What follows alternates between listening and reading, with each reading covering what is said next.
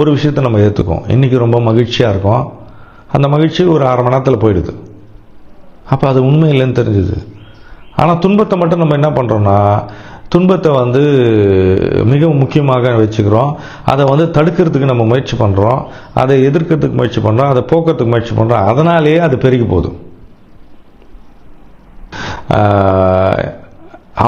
அவர் படி பார்த்தீங்கன்னா, imagination is the only reality. அதாவது conscious is the only reality.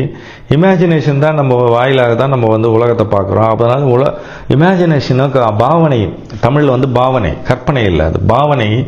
எதுவாக பாவிக்கிறோமோ, இப்போ நான் ஒரு மிகப்பெரிய செல்வந்தனாக பாவிச்சேன்னா அதுக்கான சூழ்நிலை உருவாகும்.